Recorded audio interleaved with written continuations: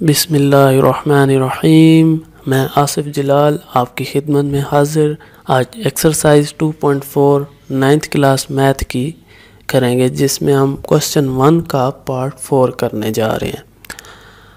इस क्वेश्चन को करने के लिए हम सबसे पहले जो काम करेंगे वो है हम इनके प्राइम फैक्टर बनाएंगे, जो बड़े नंबर हैं जैसे 81 और 243। तो सबसे पहले मैं इनके प्राइम फैक्टर बनाता हूँ।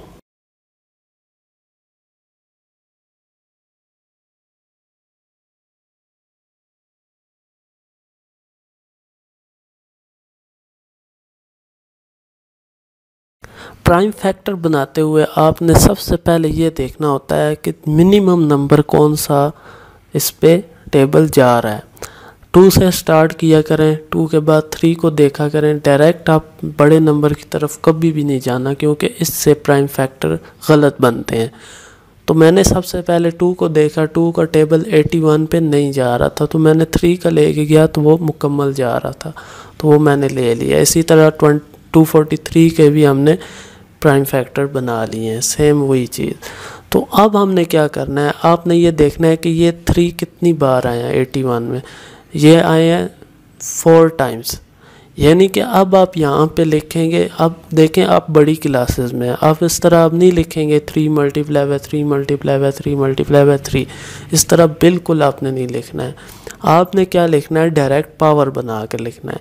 ये 3 कितने टाइम्स आए हुए हैं 81 में, 4 टाइम्स आए हुए हैं, तो हम क्या लिखेंगे 3 की पावर 4।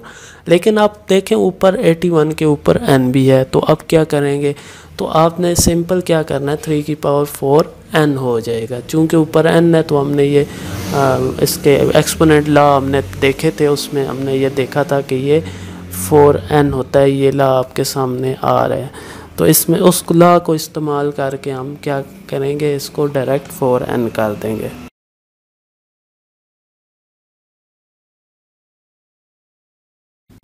यहाँ पे आपने क्या करना है, देखें 4n माइनस 1 3 के ऊपर पावर है, तो आपने इसको ब्रेक करके लिखना है। अब ब्रेक किस तरह करेंगे, हम 2 दफ़ा 3 लिखेंगे, एक 3 के ऊपर 4n लिख देंगे और दूसरे 3 के ऊपर -1 कर देंगे।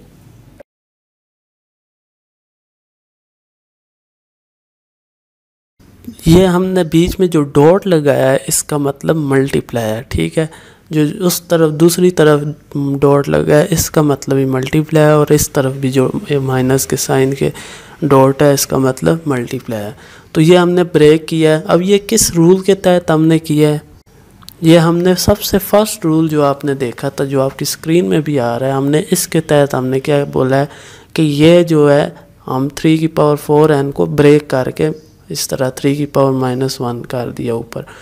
तो ये एक, अब इस देखें मल्टीप्लाई हो रहे हैं, बेस सेम है, आप ऐड करेंगे तो आपको वही बन जाएगा जो ऊपर लिखा है। लेकिन हमें इस वक्त ज़रूरत है इसको ब्रेक करने की, ताकि हम इसको सॉल्व कर सकें।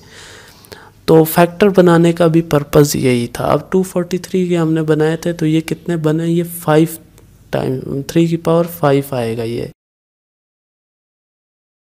नीचे अब 9 है। अब देखें 9 के भी फैक्टर बन सकते हैं। 9 के फैक्टर अगर आप यहाँ से देख लें तो ये वाले बन रहे हैं। तो हम 3 की पावर 2 जो होता है वो 9 होता है, लेकिन इसके ऊपर 2n ऑलरेडी मौजूद है, तो हम इधर कौन सा एक्सपोनेंट लॉ लगा सकते हैं।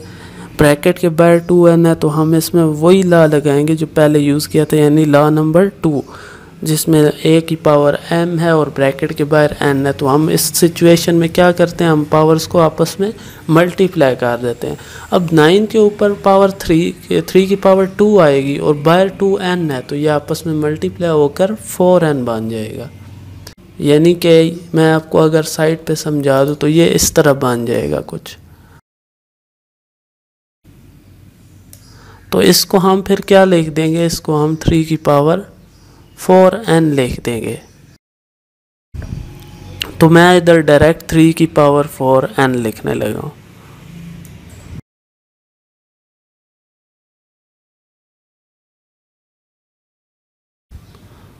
तो ये हमने यहाँ तक कंप्लीट कर लिया है।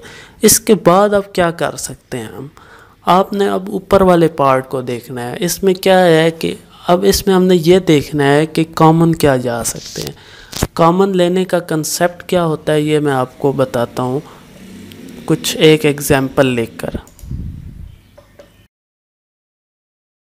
तो मान लें ये मैंने एक एग्जाम्पल लिखी है 4x² माइनस एक्स। अब यहाँ से हमने कॉमन लेना है। अब देखें कॉमन हमेशा वहीं से लिया जाता है जहाँ पे कोई साइन एग्जिस्ट करता हो, जैसे कि यहाँ पे माइनस है बीच में और दो अलजेब्रिक टर्म्स लिखी हुई हैं, एक 4x² है और एक x है।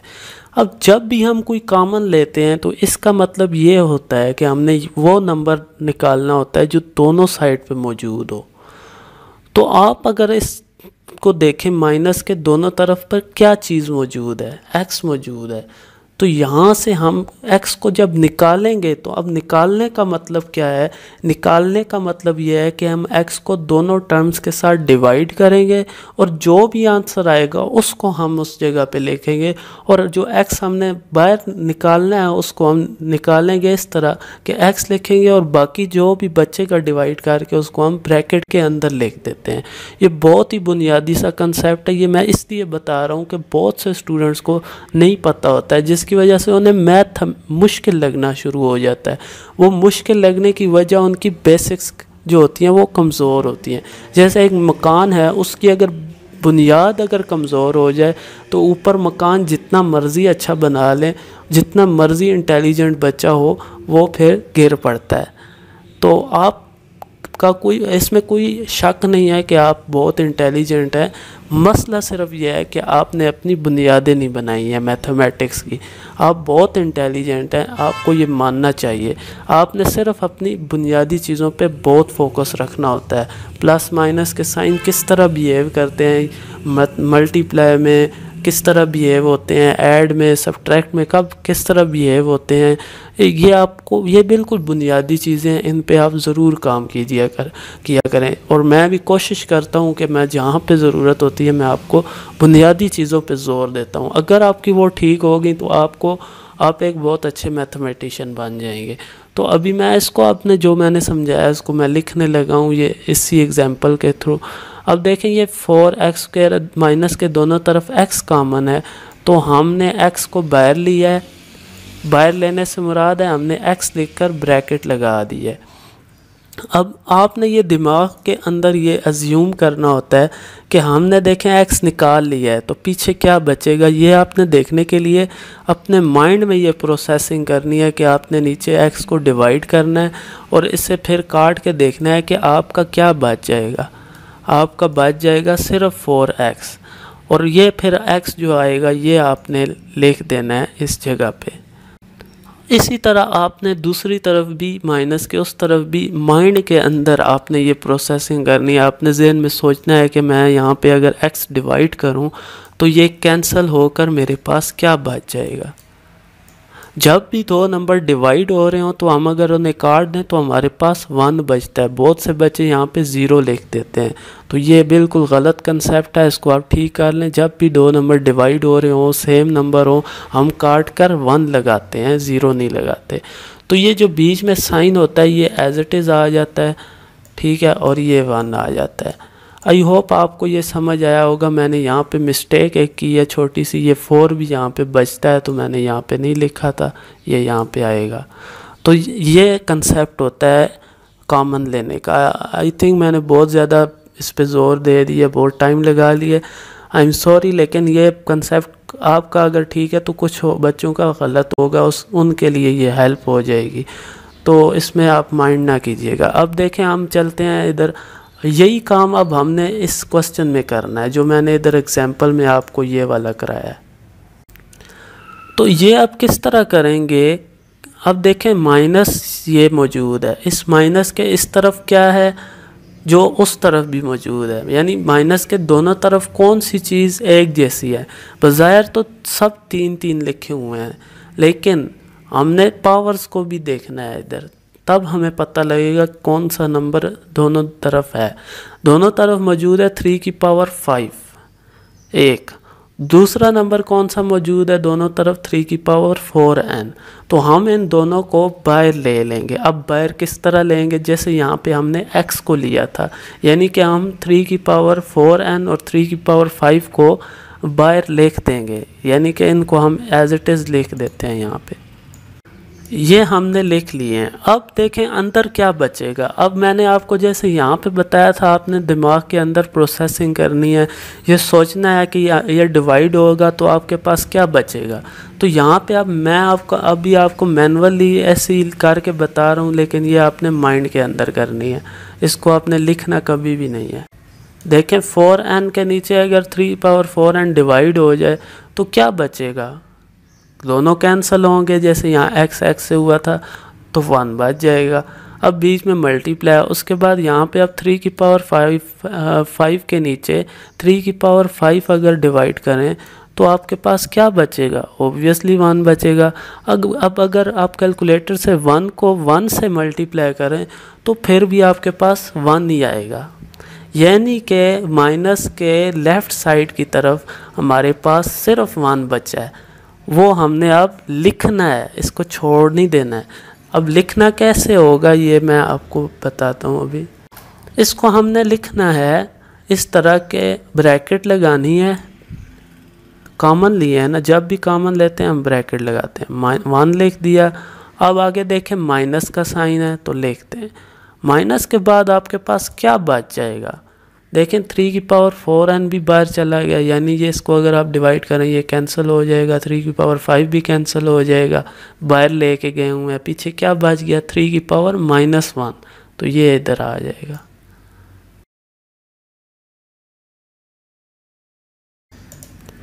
तो ये आपके पास अभी कंप्लीट पिक्चर नेक्स्ट स्टेप की है। तो अब आपने क्या करना होगा, अब देखें आप कौन सा लॉ अप्लाई हो सकता है। 3 की पावर -1 जो लिखा हुआ है यहाँ पे आप कौन सा लॉ अप्लाई कर सकते हैं, यहाँ पे आप लॉ नंबर 7 जो है वो अप्लाई करेंगे, यानी जब भी नंबर a की पावर -n जो होता है वो 1/a की पावर +n बन जाता है। तो ये कंसेप्ट अगर हम यहाँ पे अप्लाई करें, 3 हमारा a की जगह 3 है, तो ये 3 की पावर -1 को हम 1/3 कर देंगे और ये पावर पॉजिटिव हो जाएगी। 1 है इसलिए हम ज़रूरी नहीं है कि हम इसको लिख कर बताएं।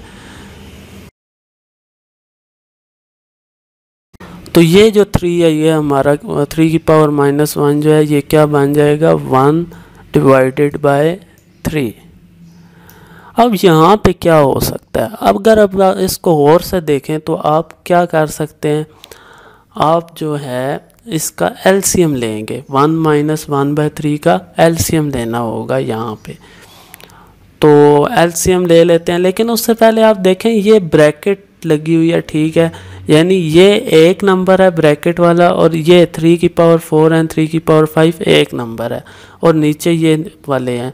अब यहाँ पे आप डायरेक्ट काट भी सकते हैं जो मैच हो रहे हैं। मैच अब क्या हो रहे हैं, 3 की पावर 4n जो है वो 3 की पावर 4n से कैंसिल हो सकता है, तो हम इधर ही कर देते हैं, बजाय के बाद में हम एक्सपोनेंट रूल लगाएं और 3 की पावर 4n को ऊपर लाकर माइनस करके इसे हटाएं, तो ये ज़्यादा आसान तरीका है। अगर आपको ये आसान लग रहा है ठीक है। अब मैं दूसरी तरह आपको बताऊं, ये एक तरीका है, आप इधर काट दें 3 की पावर 4n, बाद में आप इसको हटा देंगे 3 की पावर 5 रह जाएगा, 1 - 1/3 का एलसीएम ले लें, ठीक है, एक तो ये है। लेकिन दूसरा तरीका भी है, वो मैं आपको उस तरह भी करा देता हूँ। अब देखें 1 - 1/3 का तो एलसीएम लेना ही है, ये तो पक्की बात है, ठीक है। अब इसका एलसीएम आप जब लेंगे तो क्या आएगा,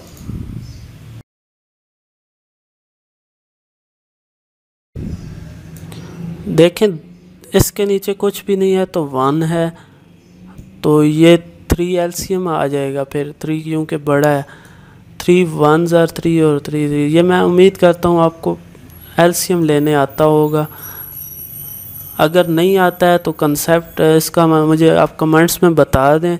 मैं अलग से, अगर बहुत सारे बच्चों का मसला हुआ तो मैं अलग से वीडियो बना के आपको समझा दूंगा कि एलसीएम किस तरह लिया जाता है। तो ये यहाँ पे 1 रह जाएगा, ये मैंने इसका एलसीएम ले लिया है।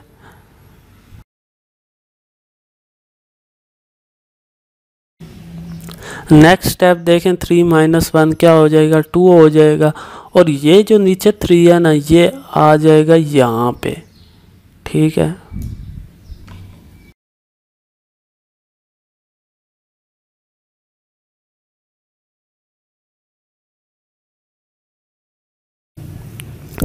तो मैंने 3 माइनस 1 वो 2 होता है वो इधर लिख दिया, और इसके नीचे जो 3 था वो मैंने 3 की पावर 3 के साथ ले आया हूँ।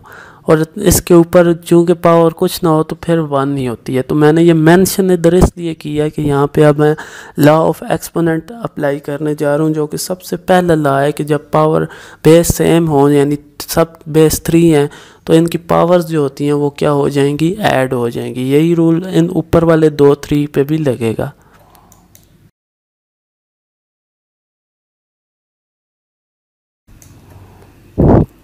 तो मैंने ये लिख लिया 3 की power 4n plus 5 multiply by 2, और नीचे जो है ये 3 की पावर 4n प्लस 3 प्लस 1 हो गया। अब देखें, आप 4n में 5 ऐड नहीं कर सकते हैं। क्यों? क्योंकि 4 के साथ n है, 5 के साथ n नहीं है, तो ये कभी भी ऐड नहीं हो सकते हैं। यहाँ पे या आपने 9n नहीं लिख देना है, ये गलत है। यहाँ पे 4n प्लस 5 है तो यही रहेगा, क्योंकि इधर और ऐड नहीं हो सकते हैं। 4n प्लस 3 भी ऐड नहीं हो सकता आपस में, लेकिन 3 प्लस 1 आपस में ऐड हो सकते हैं, दोनों कांस्टेंट है, ठीक है। तो अब ये 3 प्लस 1 क्या हो जाएगा, 4 हो जाएगा। फिर उसके बाद हम क्या कर सकते हैं कि ये देखें आप, बेस जो है ऊपर भी 3 की पावर कुछ है, नीचे भी 3 की पावर कुछ है, तो यहाँ पे कौन सा लॉ ऑफ एक्सपोनेंट यूज़ होगा, यहाँ पे लॉ ऑफ एक्सपोनेंट नंबर 5 इस्तेमाल होगा। तो लॉ ऑफ एक्सपोनेंट 5 की मदद से, जो कि आपकी स्क्रीन में आ रहा है, इसकी मदद से हम क्या करने जा रहे हैं, इसको ये जो पावर्स हैं इनको, ये नीचे वाले की पावर जितनी भी हैं 4n प्लस 4 जो बनेगा, ये यहाँ से 4 बनेगा, तो ये ऊपर जाएंगी और इनके साइन जो होंगे वो क्या हो जाएंगे, तब्दील हो जाएंगे। तो ये मैं अभी आगे लिख के बताता हूँ। अब यहाँ तक तो 3 की पावर 4n प्लस 5 ऊपर वाला है। अब नीचे वाली जो पावर है 4n प्लस 4 जो आएगा, ये ऊपर जाकर क्या हो जाएगा, माइनस 4n माइनस 4, ठीक है। और ये जो मल्टीप्लाई बाय 2 है ये इसी तरह ही रहेगा। तो अब देखें तो अब क्या हो सकता है, अब ये जो 4n है इस 4n से कैंसिल आउट हो गया, और 5 माइनस 4 क्या हो जाएगा, 5 के साथ पॉजिटिव साइन है, 4 के साथ माइनस, तो ये माइनस हो के क्या आ जाएगा आपका, 5 माइनस 4 1 होता है। तो ये आपका आएगा 3 की पावर 1 है, तो लिखने की ज़रूरत नहीं है, मल्टीप्लाई है, तो ये आपके पास क्या आ जाएगा 6, ठीक है। बहुत ही आसान क्वेश्चन था, उम्मीद है आपको समझ आई होगी। अगर कुछ आपको नहीं समझ आ रहा है तो आप कमेंट्स में ज़रूर बताइएगा, मैं जैसे भी हुई आपकी रहनुमाई करूँगा। अगर पॉसिबल हुआ तो मैं आपको लिए वीडियो भी बना दूँगा। तो उम्मीद है आपको समझ आ रही होगी। मेरे चैनल को सब्सक्राइब कीजिए, कमेंट्स में अपनी राय का इज़हार ज़रूर कीजिए, ताकि मुझे भी पता लगे कि कौन मुझसे सीख रहा है और मेरी वीडियो का फ़ायदा हो भी रहा है या नहीं हो रहा है, ताकि मैं आगे वीडियो बनाने के बारे में सोच सकूं। बहुत शुक्रिया। मेरी वीडियो को शेयर ज़रूर कीजिए ताकि इसका फ़ायदा ज़्यादा से ज़्यादा लोगों को हो सके। अल्लाह हाफिज़।